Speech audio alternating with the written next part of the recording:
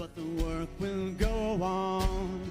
You can silence the voices, but you can't stop the song. Welcome to Wheeling the Pathways of Life Unplugged with your host, Brain Fitzpatrick. Wheeling the Pathways of Life Unplugged is a snapshot of the day-to-day experiences of disabled individuals as they navigate the world around us. We wish to shed light and open your eyes on a new perspective of people with disabilities. And by going unplugged, we can discuss viewpoints we hope will challenge our viewers' points of view. Most of us have disabilities we must live with, but what defines us is the way we deal with them. And now, here's your host, Brain Fitzpatrick. Good. Brain Fitzpatrick bringing you an episode of Wheeling the Pathways of Life. Today, I'm going to talk to you about a very, very important subject to all of the disabled community as a whole. There is going to be some changes as of July 1 to the PCA program as far as hours that you're allowed to use during the day or during the week. If you have 7 hours a week for meal prep, okay, you will be cut down 7 hours per week for meal prep. Okay, per week for meal prep, you'll be cut down to 7 hours per week for meal prep. Now, that is a problem, okay? For people like me who need all 3 meals, breakfast, lunch, and dinner fed to me and things like that. That is a major problem because in my yearly allotment for my hours, I'll be just straight up honest with you, I get 96 hours a week. So that'll give me 80, take away that 7 hours out of 96 hours a week. That'll bring me up to 89 hours a week, which means I will have to cut 7 hours out of another shift somewhere where I might not necessarily be able to cut those hours. Okay?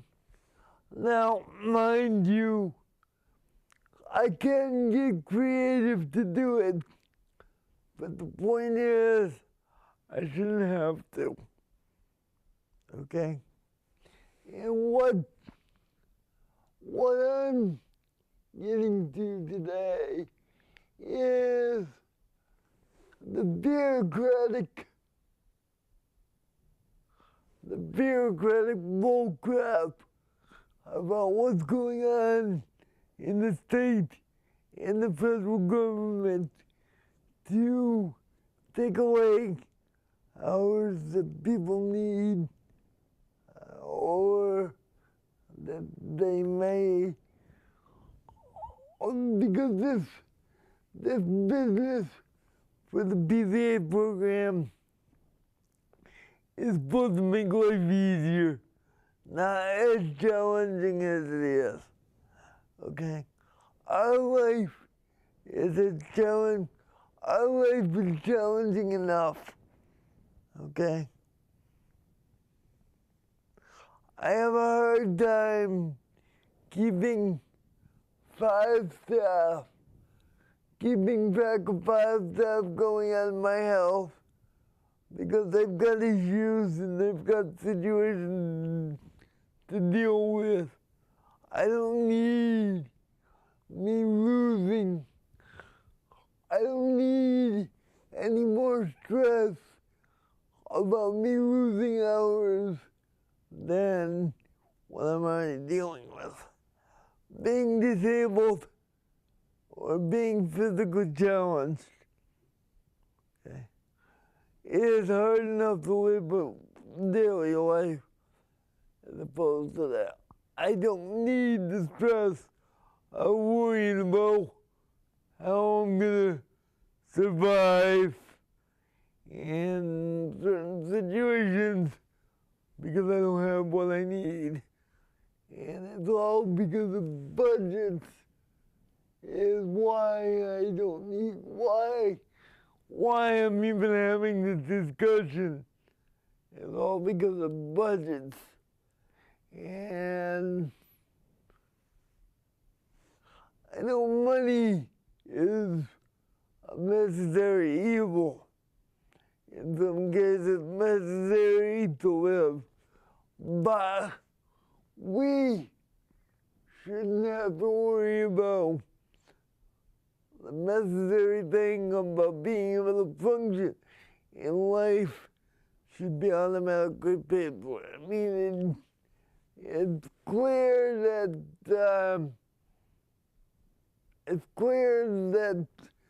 the people that say, the people in the government that say we care about people in disabled situations, we want the best for them. Well, if that was true, they wouldn't be cutting, having something cut. Because they'd realize once their family members get to the point where they need help, and remember folks, everybody in this country and everybody in this world needs help at some point in their life, whether it be from glasses or whether it be from, disorders they need help with, anxiety or something. All those things are disabilities, either if they're classified or not. So I love to see these people that make decisions and make decisions to cut things and do things. Let them come out and see what it's like to do some of these things. And just so people are aware, and I'll be glad to set these up personally or with an agency involved. I set up some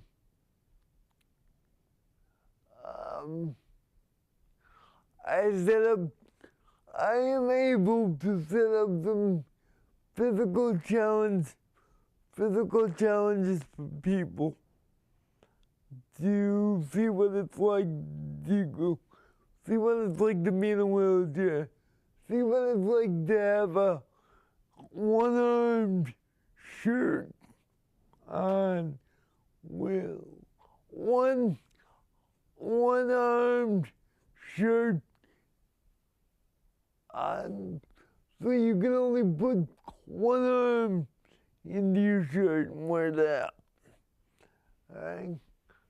So people can see what it's like to put a shirt on with one arm, is what I'm trying to say. And I guarantee you, the people that I have done it with and the people that I am offering to do it right now have and will realize that life isn't as easy as they think it is. Let me give you an example. Anybody try to pour water out of a container blindfolded? Not very many people. Some people have that have worked in this field, but those kind of situations will not be, or they haven't had the people that are making these decisions don't think about this. Don't look at situations like I do on a daily basis. And there are situations where I'm having to make decisions that are based, the decisions that I make are based on what I'm allowed to do as far as between my staff and the agency that I work with mostly. Okay? But, and that is going to stop because in the long run, the agency I deal with is my advisor. But the main objective is it's my decision in my life. So what I'm saying is, you make people gotta realize my life and other people's lives are hard enough. We don't need to worry about budget cuts. We don't need to worry. I mean, we know it's out there. We know we're gonna have to deal with it. But if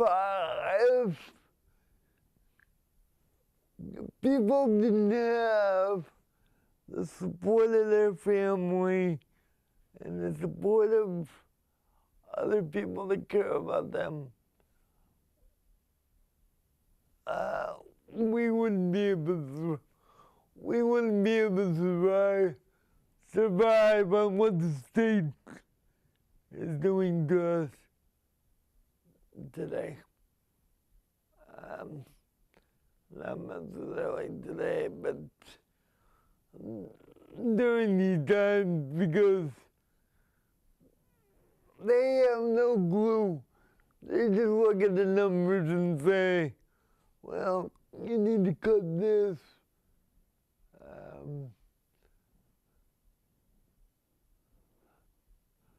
The governor is saying, well, we spent this much money in COVID-related stuff and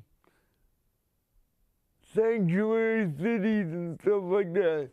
So now we're gonna cut it out of medical. That is totally wrong.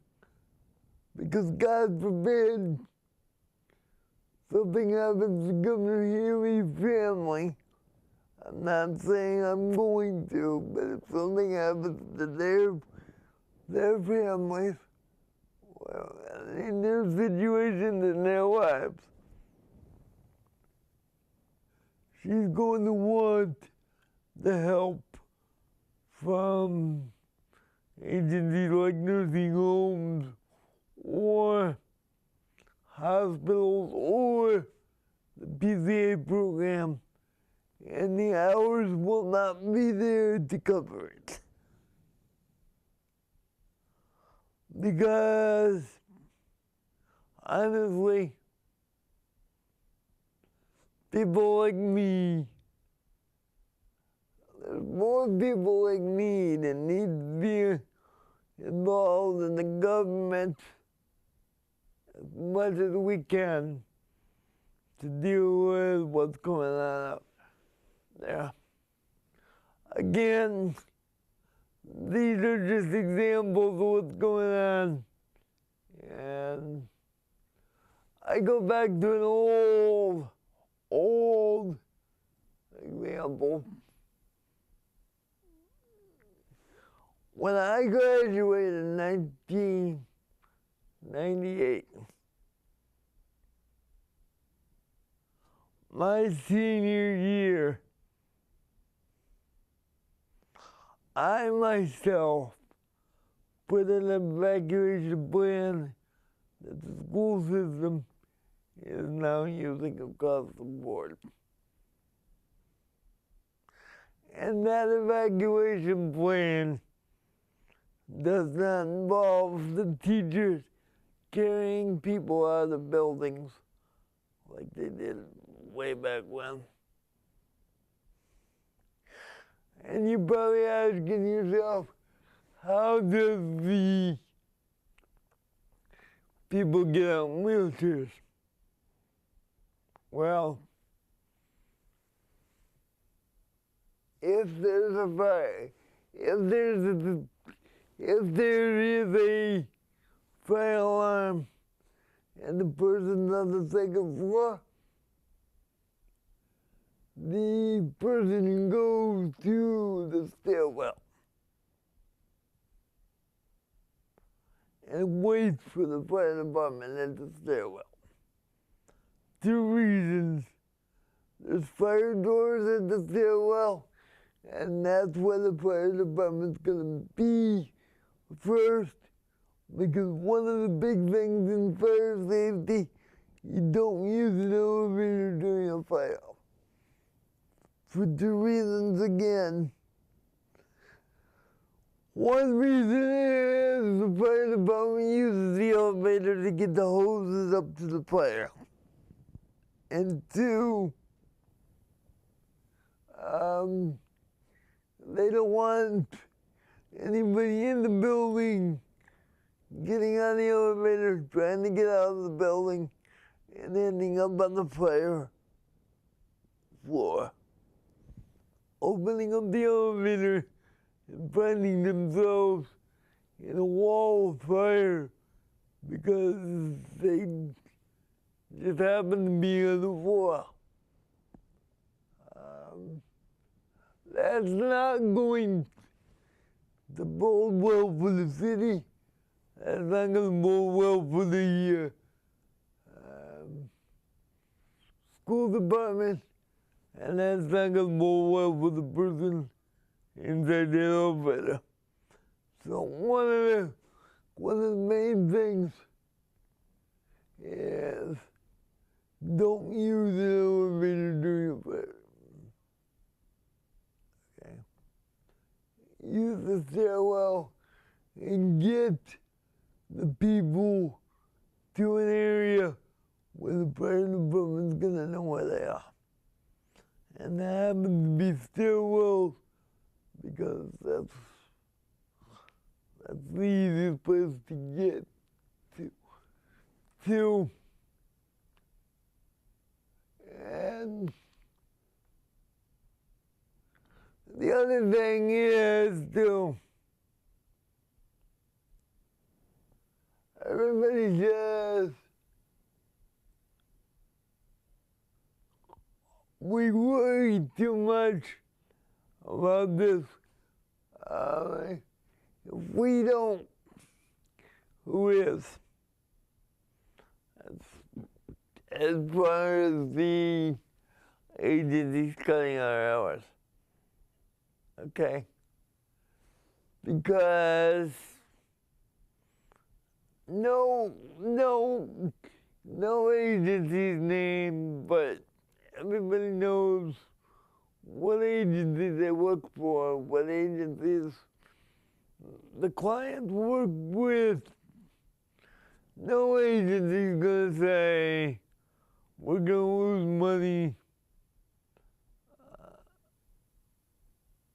We're gonna lose money, you need to find another place to go. Right off the bat. Because if they lose people, they lose contracts. Okay? As a matter of fact, I know agencies right now today that are trying to get contracts just so they can keep the lights on and keep providing services for the people. Because, believe me, there are some people, and I'm not gonna name names, but there are some people in some agencies that really genuinely care about the people they work with. Okay? And really genuinely care about what the quality of their life is. But then there are people who only care about the money going in their pocket.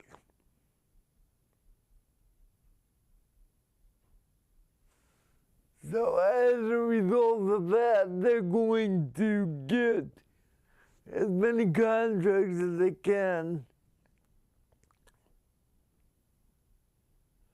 just to keep the numbers up so they can keep money coming in. All right. And the grand scheme of things, the reason why I'm saying this is agencies out there need to be careful about getting too big and getting too big, because sometimes the quality of the service should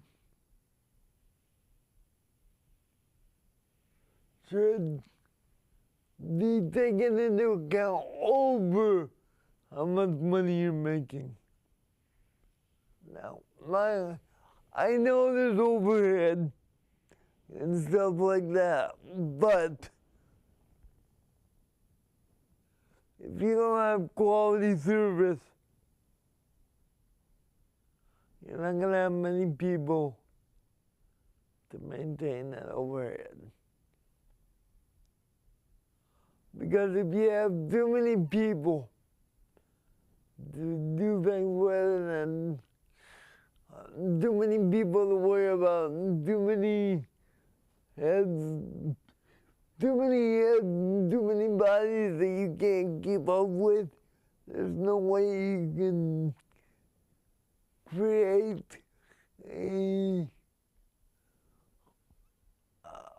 meaningful service or give the people the quality of life they want, or give people the quality of life they deserve.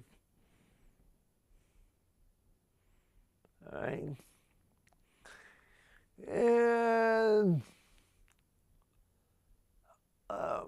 just a reminder, Kelsey, can you pull it out for me?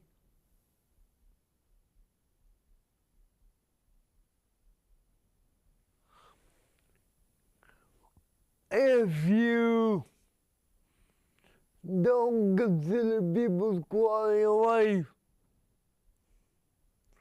then I might as well kiss this chair goodbye. Because the way the providers are charging for these chairs, this chair is just off the shelf, no modifications, $30,000.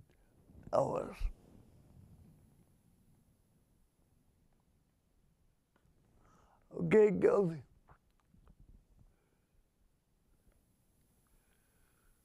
And like I said, to go back a little bit on what I said previously,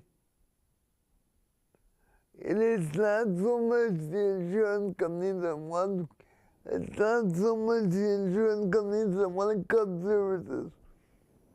The providers are making them cut services. Governments making them cut services because the providers are not going to be making money if they cut services. So they have to raise the prices of these items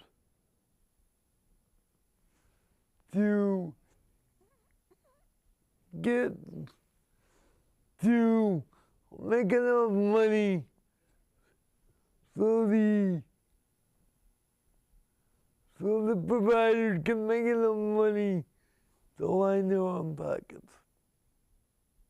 Right? This is not something that the disabled people need to worry about, because obviously if we weren't disabled, we wouldn't need all this stuff and we wouldn't be talking about this. It is not our fault as a disabled community that we are in this situation. We are dealing with the cards we are dealt. Okay? It's hard enough to deal with life, being in a chair, and having to rely on other people to do things for us. Okay? We only need 1 year getting cut on services that we need. Okay? We don't have to worry about, oh, did I do the paperwork that I needed to do for this year? Because the services are going to be cut off because we didn't do the paperwork. Unless we're deemed not eligible for the services because we are in the hospital, or we are no longer here because we're dead. I'm sorry to be blunt, but that's the way I feel. Unless we are no longer on this earth, we need the services we need. If anything, we're going to need more services because of our disabilities, not less. And people need to realize that every one of us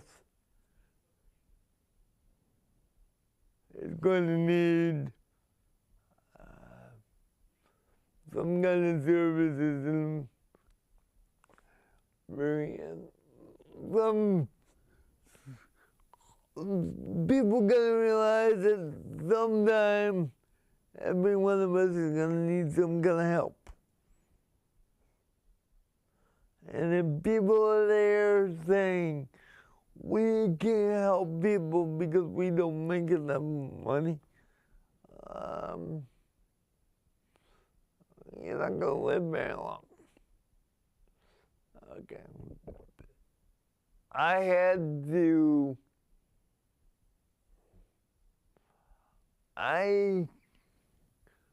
can't imagine people, I can't imagine my life without the stuff I have. But if I didn't have friends and volunteers to do the things that I need them to do, and they're willing to do, I wouldn't be able to survive with the things I have right now. And if I have people that are willing to work and then show good work ethic and continue to do what I ask them to do the way I ask them to do it,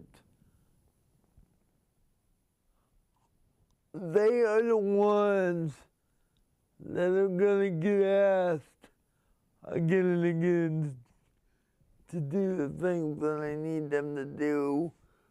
Because if people are not going to even bother picking up the phone or making an effort to make my life easier, then why do I need them?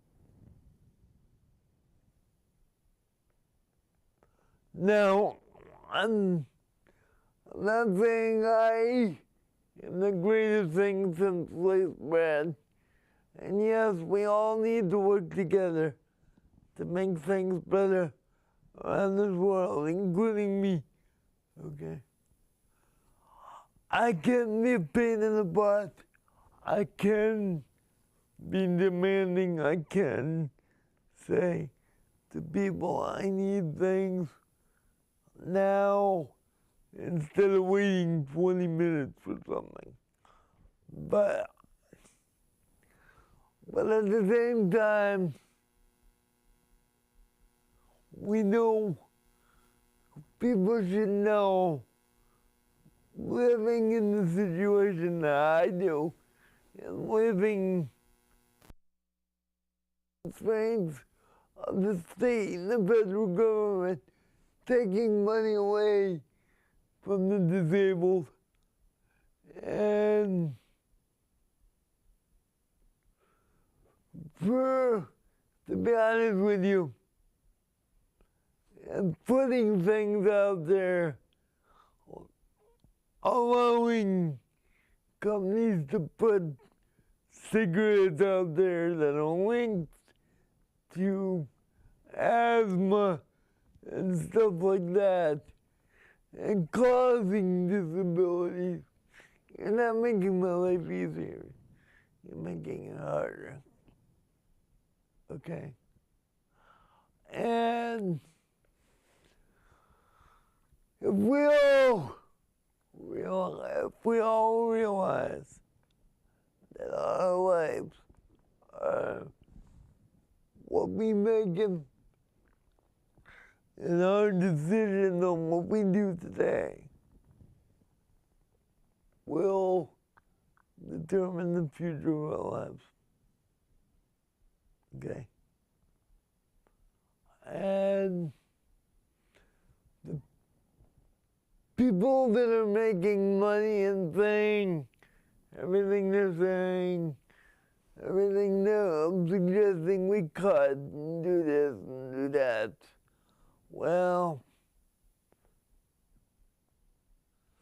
someday in some way, you are going to be needing something that I need, or worse, something more that I don't need, something more serious than I need. And the more you cut, the less we're going to be there, and the more people have to be creative like I do, on how to get things done the way I need to do. So we all need to work together to get this situation taken care of. Anybody who's involved with the personal care attendant program can either contact me at Wheeling the Pathway to Life, gmail.com, and I can give you resources to be able to contact, to be able to voice your opinion about the cutting in services that is coming and the reasonable and the fair,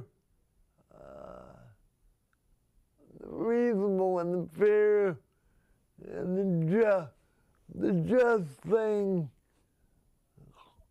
with the reasonable and the fair thing that the government can do for us. Contact your congressman, contact your senator, contact Governor Richard Neal, Congressman Richard Neal, Tricia Frawley Bouvier, contact the governor's office, contact the city of Pittsfield and all the surrounding areas, contact anybody you can that's involved with the personal care attendant program in your area and see what you can do. And I'm not going to tell you how, I'm not going to tell you when, but if this gets as bad as I think it's going to be, I will be keeping you informed on the potential of a class action lawsuit over this, because quite frankly, the government is killing people. By taking away food, by taking away the ability for people like me, who obviously can't put his hand up to his mouth with a fork, okay? To not be able to feed himself. To not be able to eat dinner because I don't have the hours to do it. That is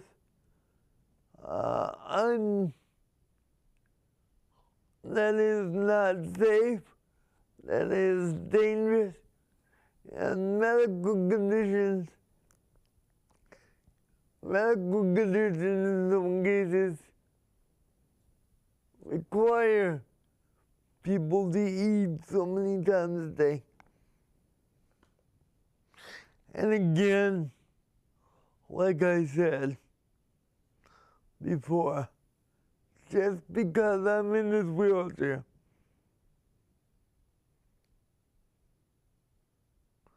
does not mean I don't have the same rights as anybody else does.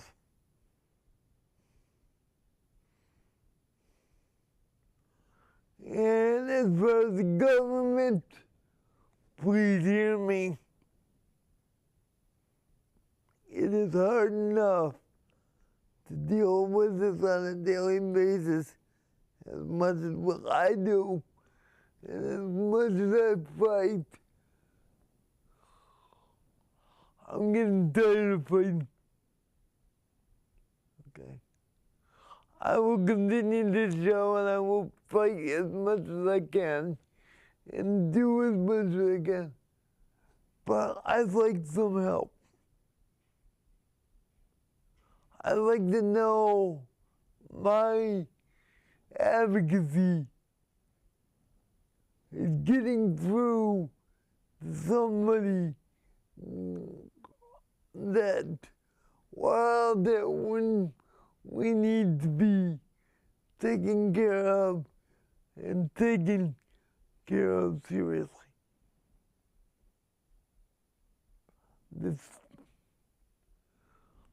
If every one person from every state in this U.S. of A got involved, whether it be governor, state senator, the police chief, somebody gets involved from every state. Okay? That's 50 states. And we can get a lot done if just one person from every state gets involved. Okay? Now, mind you, one person from every state isn't going to do it all. But if multiple people fight the same thing I'm fighting, or discuss their own struggles with disabilities and disappointments and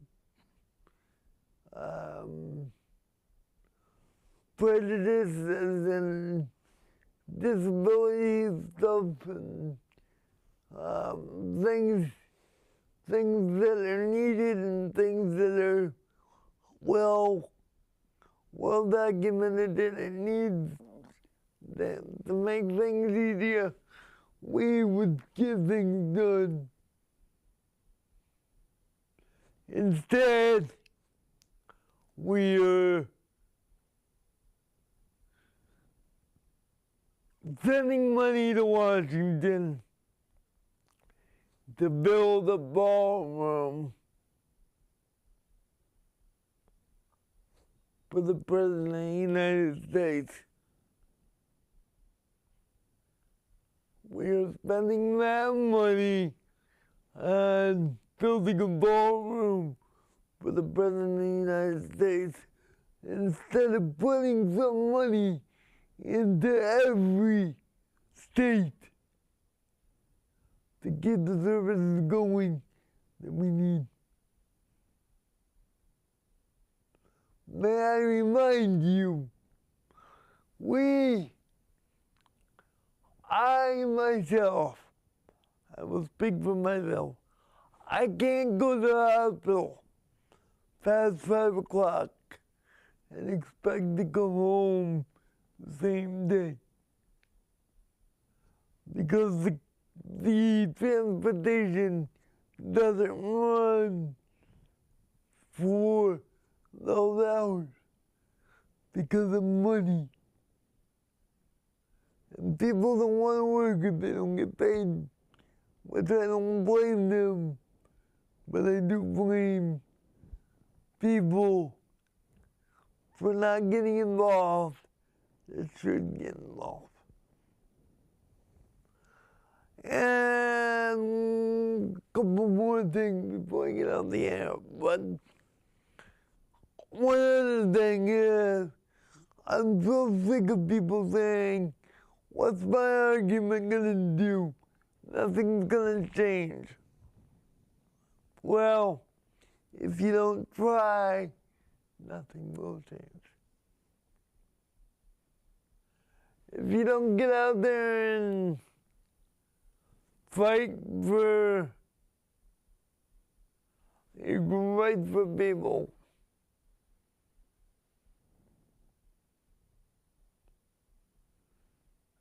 fight for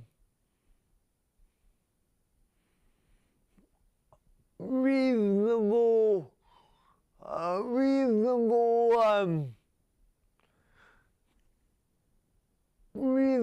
disability rules. So it's obvious that if somebody's got a mental or a physical challenge, that they get the services. But just because people don't want to work, or people have, now mind you, I know people that do, but they have certain anxieties and stuff, but they can work. They can work. But I'm talking about the people that can't even leave their houses. Those people need to be on disability.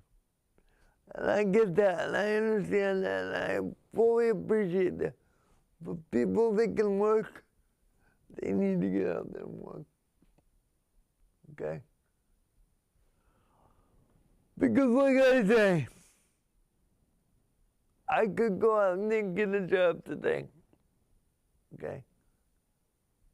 One, at my age, by the time I find a job that I really want, really do well at, I will be at the retirement age by the time I go to school and do what I need to do.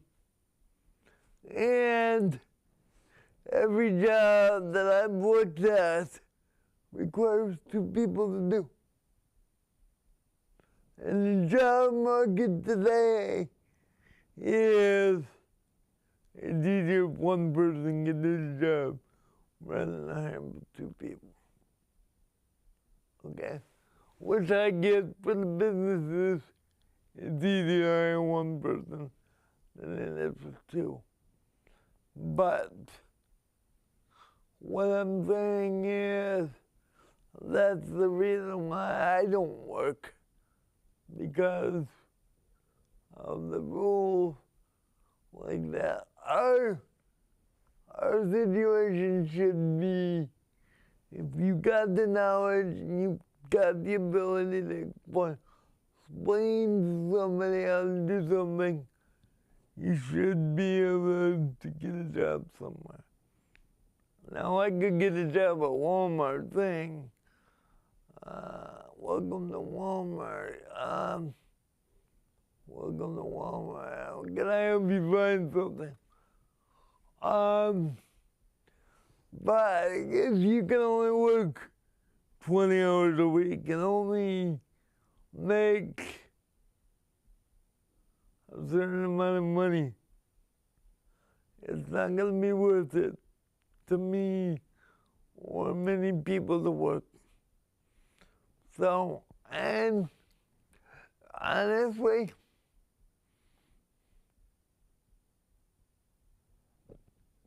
I don't care if I work ever. Because you know what? The most fulfilling part of my life right now is doing what I'm doing. If I got paid for this job, what I'm doing right now, I don't want to get paid for it. I'm perfectly fine volunteering to do this. But this brings me more fulfilling. This brings me more joy and more happiness in life doing this than any other physical job or anything out there that they could come up with. And I put in as many hours doing this than I would in any job. And if one person can understand that and appreciate I put in more work, and I'm fighting right there beside you, and I'm going to be successful in what I do as much as I can before I'm no longer able to do it. We are going to make a difference in this life. And I already have made a difference in people's lives. And that is why I'm here, and that is what I'm going to continue to do. So when you're considering cutting people's services, just think about what I said. In the federal government and state level, think about what I said. I know money's tight, and I know situations are tighter, but other situations are getting tighter by the hour. But just make a concerted effort. Somebody can make the choice to cut something else than to cut human services. Because without human services, there is no human. There is no human. Without the services that I need, and without people like I have in my life and other people have in their lives, there can be services, but we need a human part too. And if people can't be human because they are not making money enough to even get out of bed to come to work,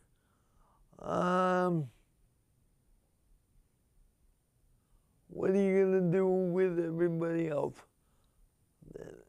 What are you going to do with people that really need the help? Now, I have done some research in the past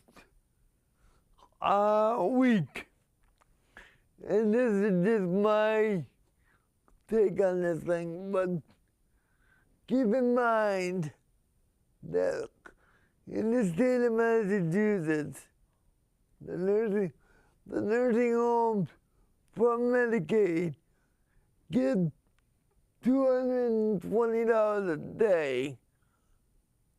Give $220 a day to take care of somebody in the nursing home.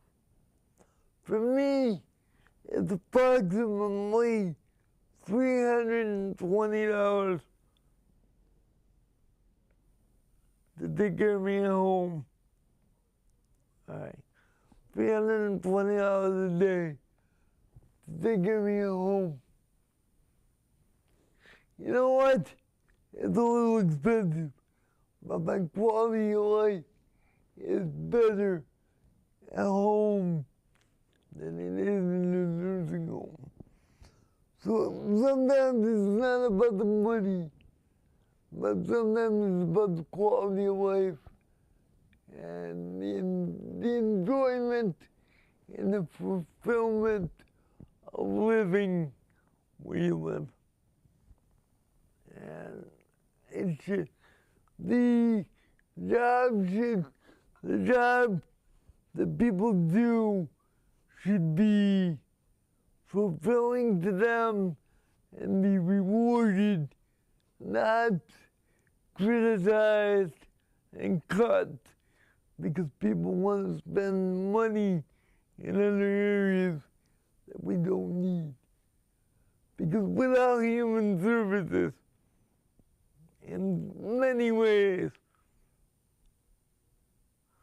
there won't be any humans left.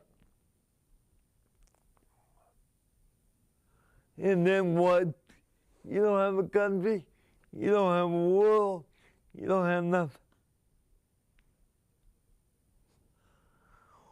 We are designed for people to be helped. We are designed to help other people. God made us to help other people. Now, I don't understand why I don't understand the whole thing about it, but I will tell you, that's how things work, and that's how it is. So if we don't have another person taking care of us, we can't take care of other people. Okay? So we need to work together to make sure we're here to live another day. Any questions or any concerns or anything you want to see on the show in the future, let me know by contacting me at Wheeling the Pathway to Life at gmail.com. That's Wheeling the Pathway to Life at gmail.com. And I look forward to talking to you soon. And again, feel free to contact me and feel free to give me your opinions. But mind you, these are my opinions and not affiliated with Pittsfield Community Television or their resources or the WTPR 89.7. This is Brian Fitzpatrick, and these are my opinions and my opinions. So, with that, folks, I will see you next week for another interesting episode of Wheeling the Pathway to Life. And please, be nice, be kind, and be caring. Because if we're not, what good is life if we don't care about one another? Thank you. Have a good afternoon. See you next week. Can bury the workman, but the work will go on.